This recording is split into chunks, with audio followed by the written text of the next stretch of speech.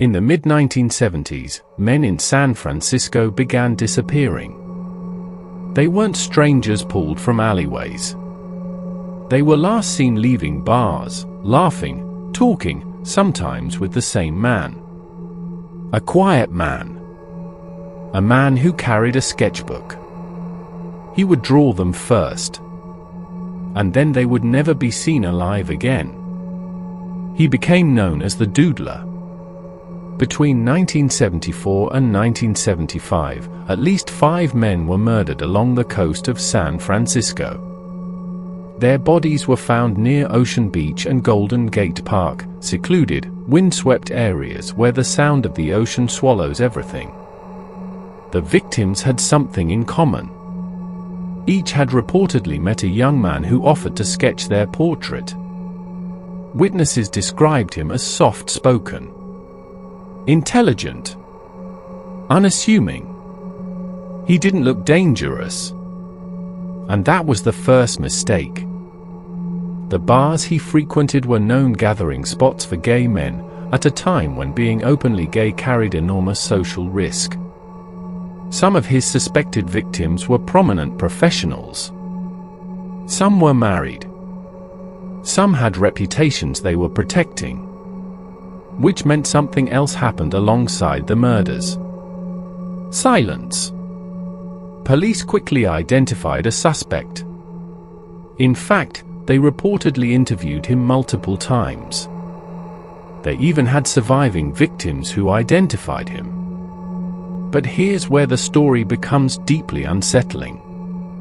The survivors refused to testify, because doing so would publicly expose their sexuality.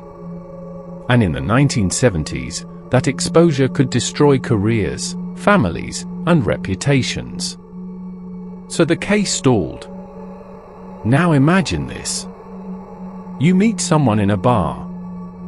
He sketches your face. You laugh. You leave together. And hours later, your body is discovered near the ocean. The killings stopped as suddenly as they began. 5 confirmed victims. Possibly more. The suspect was never charged.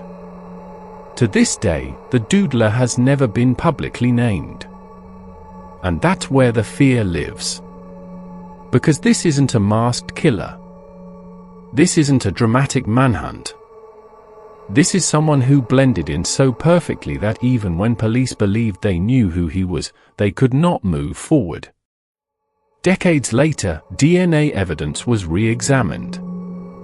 Authorities released an updated sketch in 2019, hoping someone might finally recognize him. But time changes faces. Memories fade.